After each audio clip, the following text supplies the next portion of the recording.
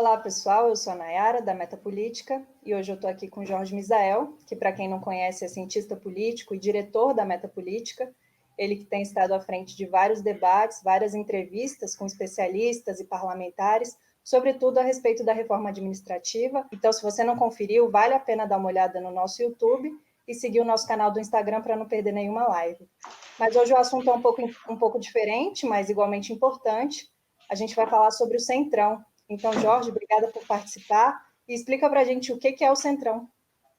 Olá, Nayara. Bom dia, boa tarde a todo mundo que está nos assistindo aí. Não sei que horário vocês estarão assistindo o nosso vídeo e também quem estará ouvindo lá o nosso podcast e o Ordem do Dia.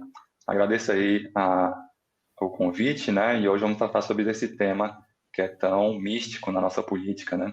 Então, o Centrão, Nayara, só para deixar bem claro, é importante a gente fazer uma retrospectiva na nossa história política, né? Ele vem lá desde a década de 80, mais especificamente ali entre 85 e 89. A gente deve se lembrar que nesse período o regime militar já tinha ali mais de 20 anos de atuação e de comando na política nacional.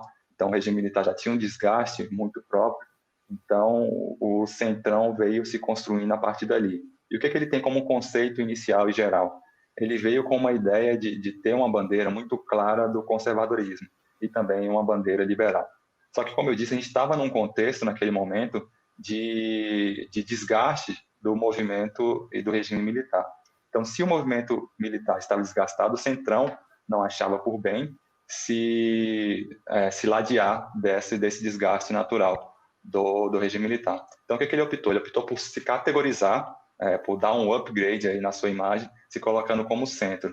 E nessa construção do centro, dois parlamentares foram extremamente importantes na área, dois parlamentares de São Paulo, Roberto Cardoso Alves, do MDB, e Guilherme Afif Domingues. Esses parlamentares lutavam intensamente ali durante o processo constituinte para conseguir equilibrar as forças. Como eu disse, a Constituição Cidadã acabou abrangendo e dando espaço para forças progressistas muito amplas. Então, esses parlamentares, entre outros, acabaram construindo e tendo um papel fundamental na construção desse centrão, que veio nessa ideia de equilibrar as forças, como eu disse, com os movimentos progressistas ali muito fortes no momento da Constituinte. E já lá naquele momento também, Nayara, acabou tendo-se uma forma de atuação muito característica do centrão. Acabou se usando ali um versículo bíblico, lá de Atos 20:35, que diz que é dando que se recebe. Então, a gente já consegue ver a construção daquilo que a gente atualmente conhece como o tomar lá da cá, ou seja, para que o governo consiga o empenho desses partidos, desses parlamentares que compõem o Centrão, nas suas votações, ele tem que dar alguma coisa. E o que é esse dar que o governo tem que fazer? Ele tem que dar espaço na máquina pública e também tem que dar empenho e tem que se empenhar na velocidade de entrega das emendas parlamentares. Então, basicamente, contextualizando, foi daí que surgiu o Centrão, e é basicamente assim que se construiu a forma de atuação desse grupo também, extremamente relevante e importante na nossa política atual.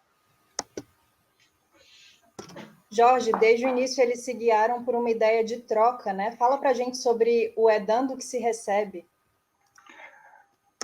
Então, Nayara, esse é dando que se recebe, como eu estava colocando há pouco, ele tem muito essa ideia, né, de você primeiro tem que dar o primeiro passo para que depois você consiga colher algum tipo de bônus. Então, ele colocou que ele só iria se empenhar nas votações do governo se o governo previamente tivesse concedido a ele espaço. E a gente tivesse essa troca acontecendo, e em âmbito federal, isso acabou sendo categorizado como presidencialismo de coalizão. Ou seja, o presidente, para conseguir governar, conseguir impor a sua agenda de governabilidade, ele precisa abrir espaço para a composição partidária de um grupo maior. Então, esse também é uma forma de atuação, de construção, para a gente pensar esse é dano que se recebe. Ou seja, se o governo quer a participação do Centrão e de seus partidos, ele tem que liberar espaço na construção de políticas públicas e também espaço orçamentário na liberação de emendas parlamentares. E hoje essa ideia é popularmente resumida e definida como toma lá da cá, certo? Exatamente. Jorge, antes da gente aprofundar no histórico do Centrão e chegar à atuação do Centrão hoje, comenta para a gente, por favor, o afastamento do DEM e do MDB que foi amplamente noticiado essa semana. Bem, Nayara, é interessante a gente falar sobre esse ponto, né? Em específico, a gente está falando aqui só para quem está nos acompanhando. Hoje é dia 29/7/2020 e o ex-governador de Minas, Magalhães Pinto, costumava dizer que a política é como uma nuvem. ela nunca vai estar na mesma forma nem no mesmo lugar. Especialmente agora, isso acaba sendo muito real, né? A gente for olhar o Centrão como um grupo, é extremamente forte, né? Tinha ali entre 220 e 291 deputados no seu bloco, e a saída desses dois partidos, do DEM e do MDB, acabou fragilizando aí em torno de 60 deputados da composição geral inicialmente prevista. E isso também já começa a mostrar ali um efeito talvez de manada, né? Com a possibilidade de saída também do PTB e do PROS. E o que esses partidos que estão saindo do Centrão hoje estão alegando, Nayara? Todo mundo que está nos acompanhando. Eles estão alegando que existe uma concentração de forças políticas na mão do Arthur Lira, que é o líder do blocão da Câmara. Então, com essa concentração, outros partidos não estão conseguindo viabilizar as suas trocas políticas naturais e, por isso, está gerando muito atrito. Então, com esse atrito, esses partidos estão buscando uma nova forma e uma nova composição através desse bloco alternativo que vem se criando aí. Inicialmente viria o DEM, o MDB, que já formalizaram a saída, e em seguida também o PTB, o PROS e o próprio PSL, esse partido do presidente da República. Jorge, como você avalia a atuação do Arthur Lira, que tem sido o líder informal do governo na Câmara? Eu queria que você fizesse um retrospecto também avaliando a atuação do líder formal, o Major Vitor Hugo. Então vamos lá, Nayara. O Arthur Lira acabou chegando e, como parlamentar experiente, ele ocupou o espaço até então vago muito rapidamente, né? E ao ocupar esse espaço que estava vago, ele começou a gerar essa série de atritos que a gente está vendo agora. Por outro lado, o Major Vitor Hugo, ele teve um primeiro ano como líder do governo na Câmara pouco atraente. E eu digo isso porque em vários momentos a gente via encaminhamento de votação dentro do plenário da Câmara dos Deputados, o presidente Rodrigo Maia cortando a palavra dele. Existem casos também que foram amplamente noticiados, em que o Rodrigo Maia convocou reunião de líderes e acabou não permitindo a presença ou a efetiva participação do Major Vitor Hugo. Isso mostra que o Major Vitor Hugo, apesar de ter continuado nesse segundo ano como líder do governo na Câmara, ele não conseguiu viabilizar um diálogo amplo com o presidente da Câmara, Rodrigo Maia, e também não conseguiu empenhar forças na viabilização de agendas na Câmara como um todo. Isso mostra que, apesar de ser muito próximo do presidente da República, Jair Bolsonaro, o Major Vitor Hugo não conseguiu mostrar e convergir políticos próximos ali na viabilização da agenda do governo no Congresso Nacional. Jorge, com essa debandada do MDB e do DEM, que partidos compõem o Centrão, afinal? Eles são fixos? Não, Nayara. Os partidos que compõem o Centrão, eles são variáveis, né? O Centrão, como força política, ela é uma força política mutante, pode-se dizer assim. Hoje a gente vai identificar ali no Centrão o PL com 39 deputados, o PP com 39 deputados também, o PSD com 35, o PSDB com 33, o MDB que está saindo, né? O Solidariedade com 14, o PTB que está saindo também tem 12, o PROS com 11 também está saindo, o Avante 6, o PSC que também já cogita a saída tem 9 e o Republicano com 32. Ou seja, é um grupo heterogêneo, com diversas bandeiras, mas ele é especialmente pragmático, né? Como a gente volta lá naquela parte da história, em que, para você conseguir convergir o apoio desses parlamentares, você precisa dar alguma coisa em troca. Então, para que esses parlamentares votem em bloco e de forma homogênea, o governo necessitaria garantir que eles participassem de forma mais efetiva da construção de políticas públicas. Em termos de apoio e de número de votos, parece uma perda muito significativa. Qual você acha que é o impacto disso, o efeito imediato disso nas discussões de pautas como a da reforma administrativa, por exemplo, que é a da vez? Em termos de número, é isso, né? São inicialmente 60 parlamentares na área, que é um número bastante expressivo, né? Dada a nossa composição atual, ou seja, a gente tem muitos partidos na Câmara, então quando saem dois partidos com esse número total, ele acaba impactando na votação geral. Basicamente, as reformas tramitam por forma de PEC, proposta de emenda à Constituição, e ao tramitar por forma de PEC, elas precisam de quórum qualificado para sua deliberação em plenário. Isso quer dizer que, especialmente em matérias de cunho reformista, o governo vai ter um pouco mais de dificuldade para conseguir a convergência desses parlamentares. Em outros momentos, Jorge, o Centrão tem estado à frente de pautas tão importantes como a da reforma administrativa agora. O que você poderia citar? Sim, Nayara, sim, o Centrão, não só nessa legislatura, né, nesse bloco de 4 anos, mas ao longo de nossa história tem ocupado cargos extremamente importantes. Só a gente citar que a reforma da Previdência aprovada recentemente teve como relator o Samuel Moreira, de São Paulo, deputado representante aí desse blocão categorizado como Centrão, e também o presidente da comissão, Marcelo Ramos. Então, 2 parlamentares que claramente fazem parte do Centrão estiveram em momentos aí recentemente decisivos da nossa política. Jorge, quais são os principais nomes, os protagonistas do Centrão, que também foram protagonistas nos últimos anos da história da política? Nayara, eu dividiria esse grupo de protagonistas em 2 subgrupos, né? A velha guarda e a jovem guarda. Na velha guarda, nós temos figuras nacionalmente conhecidas por o envolvimento em escândalos de corrupção. E vou citar aqui só alguns dos nomes para vocês terem percepção do todo.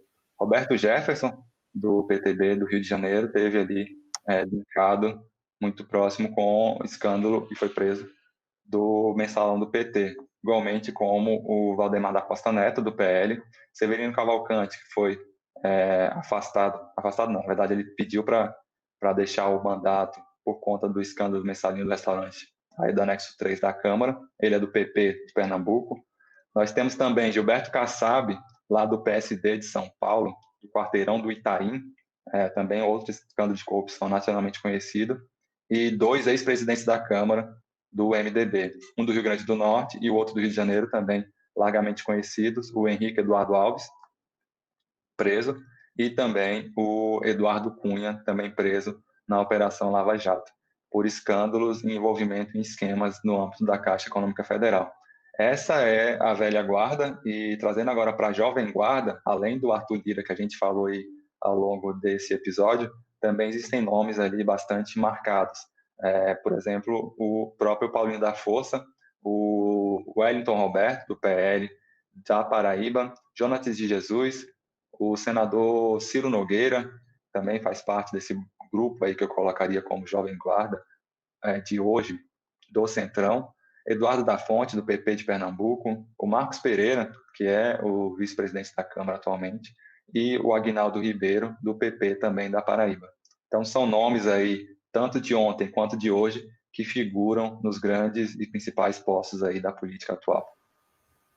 Jorge, a aproximação entre o governo e os partidos do Centrão já não é uma novidade. Há alguns meses a gente ouve essa notícia, a gente vê indicações de cargos e muita troca entre esses 2 polos aí da política. Por que essa aproximação foi necessária? O que o presidente tem a ganhar ou a perder com essa relação?